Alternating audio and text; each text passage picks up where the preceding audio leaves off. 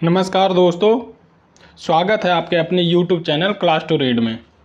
दोस्तों, जैसा कि पिछली क्लास में हमने भूगोल में पढ़ा था भारत की प्रमुख जनजातियाँ, उसी क्रम में आज भूगोल में पढ़ने जा रहे हैं प्रायद्वीपीय भारत की नदियाँ अर्थात दक्षिण भारत की प्रमुख नदियाँ।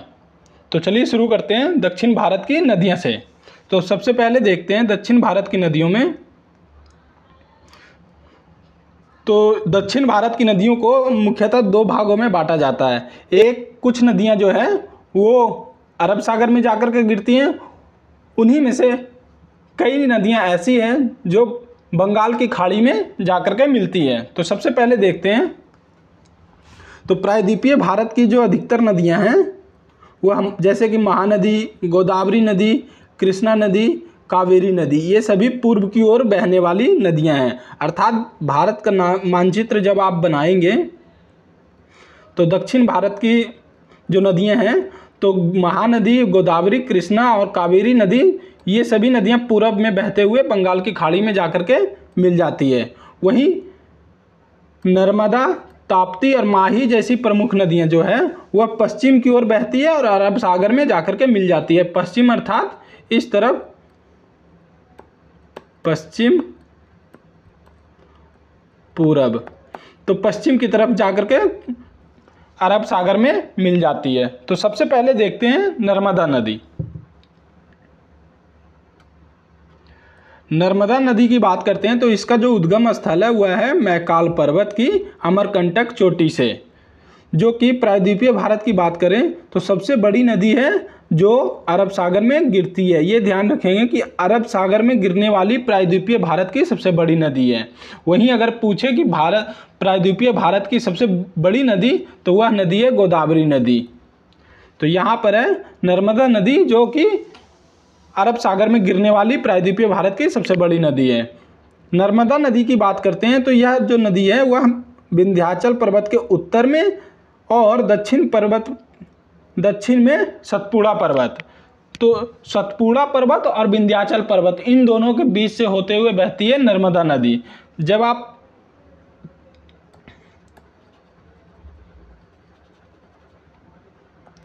भारत का मानचित्र बनाएंगे तो इसके उत्तर में विंध्याचल पर्वत और दक्षिण में सतपुड़ा पर्वत, इन दोनों के बीच में नर्मदा नदी बहते हुए अरब सागर में जाकर के मिल जाती है। और यह अपने तीव्र ढाल के कारण जबलपुर में धुआंधार प्रपात का निर्माण करती है, जो कि नर्मदा नदी है। इसी तरह से नेक्स्ट जो नदी है वह है ताप्ती नदी। ताप्ती नदी की बात करें तो यह मध्य प्रदेश के सतपुड़ा पहाड़ियों से निकलती है और मध्य प्रदेश, महाराष्ट्र, गुजरात से प्रवाहित होते हुए अंत में जाकर के अरब सागर में मिल जाती है। ताप्ती नदी की लंबाई जो है वह है 724 किलोमीटर लगभग। अगली जो महत्वपूर्ण नदी है प्रायद्वीपीय भारत की वह है गोदावरी नदी। गोदावरी नदी जो कि प्रायद्वीपीय भारत की सबसे लंबी नदी मानी जाती है और इसे दक्षिण भारत में दक्षिण गंगा अर्थात और बिरध गंगा के नाम से भी इसे जाना जाता है, जो कि है गोदावरी नदी। गोदावरी नदी के मुहाने की बात करें तो यह महाराष्ट्र के त्रयंबकेश्वर पहाड़ी से निकलती है और दक्षिण मध्य भारत को पार करते हुए अंत में बंगाल की खाड़ी में जाकर के मिल जाती है गोदावरी नदी। तो ये ध्यान रखेंगे, गोदावरी नदी प्रायद्वीपीय भारत की सबसे लंबी नदी है और इसे दक्षिण गंगा अर्थात बिरध गंगा भी कहा जाता है। अगली इंपॉर्टेंट नदी है कृष्णा नदी। कृष्णा नदी की बात करें तो यह महाराष्ट्र के पश्चिमी घाट महाबलेश्वर से निकलती है, जिसकी लंबाई 1400 किलोमीटर है और यह बंगाल की खाड़ी में जाकर के मिल जाती है। कृष्णा नदी जल विवाद जो है 3 राज्यों में, आंध्र प्रदेश, कर्नाटक और महाराष्ट्र, इन तीनों के बीच में कृष्णा नदी के जल के लेकर के विवाद बना हुआ है। इसी नदी पर नागार्जुन सागर बांध निर्मित है। अगली जो नदी है वह है कावेरी नदी। कावेरी नदी कर्नाटक के कुर्ग जिले में ब्रह्मगिरी पहाड़ी से निकलती है। इसकी लंबाई है कुल 805 किलोमीटर के लगभग और अंत में जाकर के बंगाल की खाड़ी में यह मिल जाती है। कावेरी नदी पर ही शिव समुद्रम जलप्रपात बनी हुई है। अब आइए दोस्तों, प्रायद्वीपीय भारत की नदियों से संबंधित जो भी प्रीवियस ईयर में प्रश्न उत्तर पूछे गए हैं सभी को हम सॉल्व करते हैं। तो सबसे पहला जो प्रश्न है वह है नर्मदा घाटी किन पर्वत श्रृंखलाओं के बीच होकर के बहती है। तो ये अभी हमने ऊपर देखा था कि दक्षिण भारत की नदियों में नर्मदा नदी जो है इसके उत्तर में विंध्याचल पर्वत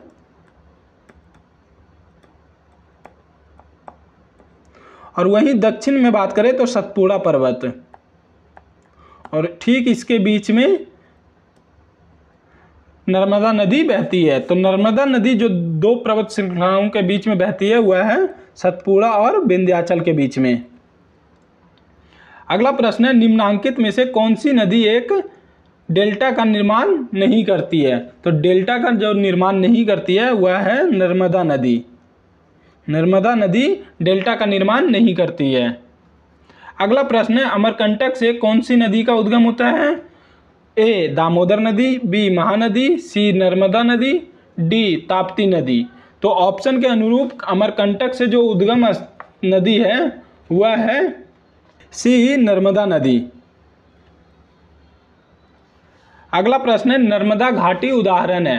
तो नर्मदा घाटी जो उदाहरण है वह है भ्रंश घाटी का उदाहरण है नर्मदा नदी, क्योंकि नर्मदा नदी जब अमरकंटक की पहाड़ियों से निकलती है तो यह भ्रंश घाटियों से होकर के बहते हुए जाती है, और इसी भ्रंश घाटी के बहने के कारण जबलपुर में जाकर के ये धुआंधार जलप्रपात का निर्माण करती है। अगला प्रश्न है नर्मदा नदी का उद्गम कहाँ से होता है। तो नर्मदा नदी का उद्गम होता है आपके अमरकंटक से, ऑप्शन डी अमरकंटक से। नेक्स्ट है इन पश्चिम वाहिनी नदियों में से कौन दो पर्वत श्रेणियों के बीच में बहती है। तो पश्चिम वाहिनी अर्थात भारत का मानचित्र जब आप बनाएंगे तो ये आपका पूरब, ये पश्चिम। तो पश्चिम वाहिनी नदियों अर्थात पश्चिम की ओर बहने वाली नदियों में से कौन सी नदी है जो दो पर्वत श्रृंखला के बीच में बहती है। तो अभी हमने ऊपर देखा था कि नर्मदा नदी जो है वह विंध्याचल पर्वत और सतपुड़ा पर्वत के बीच से होते हुए बहती है। अगला प्रश्न है पश्चिम की ओर प्रवाहित होने वाली नदियां हैं। एक नर्मदा नदी, दो ताप्ती नदी, तीन राप्ती नदी। तो इन तीनों में से कौन से नदियां हैं जो कि पश्चिम की ओर बहती है। तो पश्चिम की ओर जो नदियां बहती है इनमें से वह है एक तो आपका नर्मदा नदी हो जाएगा और एक ताप्ती नदी। ये दोनों नदियां पश्चिम की ओर बहते हुए अरब सागर में जाकर के मिल जाती है। तो ऑप्शन ए 1 और 2 सही है। वहीं राप्ती की बात करें तो राप्ती जो नदी है वह घाघरा की सहायक नदी है,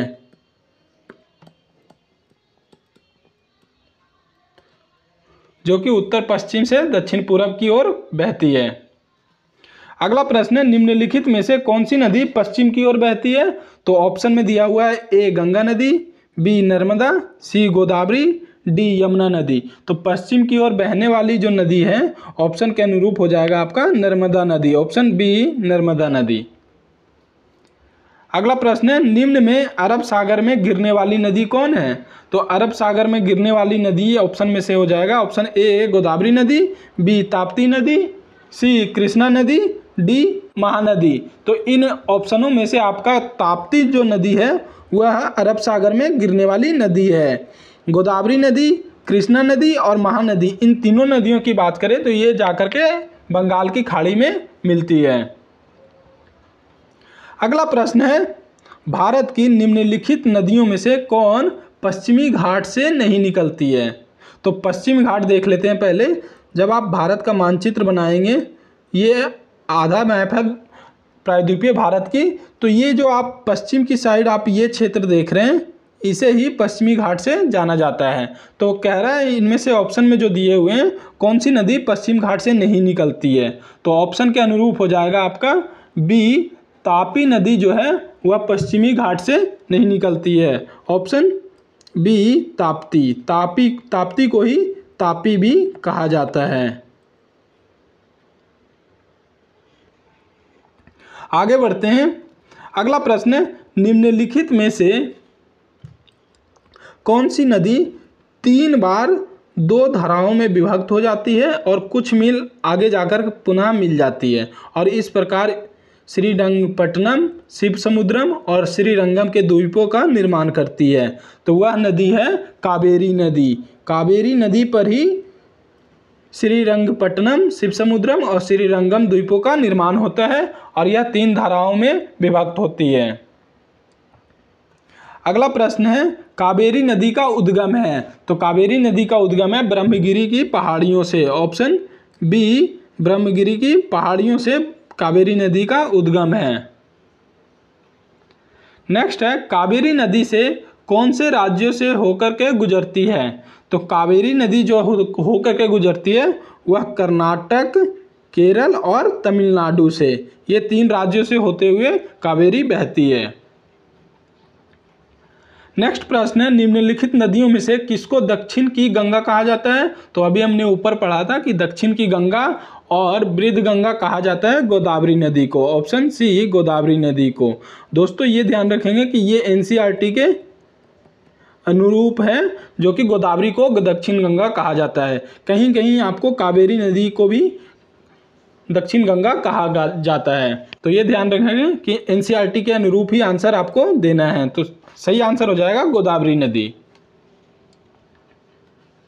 अगला प्रश्न है कृष्णा नदी जल विवाद किन राज्यों के मध्य में है। तो कृष्णा नदी जल विवाद जो अभी हमने पढ़ा था कि कर्नाटक, आंध्र प्रदेश और महाराष्ट्र के बीच में विवाद है। तो सही आंसर हो जाएगा ए, कर्नाटक, आंध्र प्रदेश एवं महाराष्ट्र के बीच में कृष्णा नदी जल विवाद बना हुआ है। आगे बढ़ते हैं। अगला प्रश्न है निम्नलिखित भारतीय नदियों में से कौन एस्चुरी का निर्माण करती है। तो वह नदी है ताप्ती नदी। ऑप्शन सी, ताप्ती नदी एस्चुरी का निर्माण करती है। अगला प्रश्न है नदियों की लंबाई के अवरोही क्रम में गोदावरी, महानदी, नर्मदा व ताप्ती का सही अनुक्रम कौन सा है। तो यह पूछ रहा है लंबाई के क्रम में। तो लंबाई में देखते हैं तो गोदावरी नदी सबसे पहले देखते हैं गोदावरी, तो जिसकी लंबाई कितनी है 1465 किलोमीटर। वहीं बात करें नर्मदा नदी की तो इसकी लंबाई है आपकी 1312 किलोमीटर के लगभग। तीसरी नदी है महानदी जिसकी लंबाई है 858 किलोमीटर। लास्ट है ताप्ती नदी जिसकी लंबाई है 724 किलोमीटर। तो आंसर के अनुरूप हो जाएगा सबसे लंबी गोदावरी, उसके बाद नर्मदा, तीसरे स्थान पर है महानदी और चौथे पर ताप्ती। तो ऑप्शन में देखेंगे सबसे पहले गोदावरी, उसके बाद नर्मदा, महानदी और ताप्ती। तो ऑप्शन बी आपका सही आंसर हो जाएगा। अगला प्रश्न है सोन, नर्मदा तथा महानदी निकलती है। तो ये तीनों नदियां निकलती है अमरकंटक की पहाड़ी से। ऑप्शन बी, अमरकंटक से निकलती है सोन, नर्मदा और महानदी। नेक्स्ट प्रश्न है कौन सी नदी उड़ीसा में अपना डेल्टा का निर्माण करती है। तो उड़ीसा में जो डेल्टा का निर्माण करती है वह नदी है महानदी। ऑप्शन बी, महानदी उड़ीसा में डेल्टा बनाती है। अगला प्रश्न है दोस्तों भारत का दूसरा बड़ा नदी बेसिन है। तो भारत का दूसरा बड़ा नदी बेसिन जो है वह है गोदावरी नदी basin. Option C, Godavari basin जो है वह भारत का दूसरा बड़ा बेसिन है और इसे दक्षिण गंगा भी कहा जाता है, ये ध्यान रखेंगे।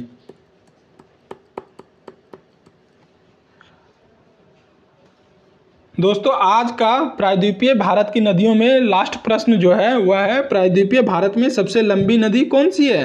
तो सबसे लंबी नदी प्रायद्वीपीय भारत की है गोदावरी नदी। ऑप्शन सी, गोदावरी नदी प्रायद्वीपीय भारत की सबसे लंबी नदी है।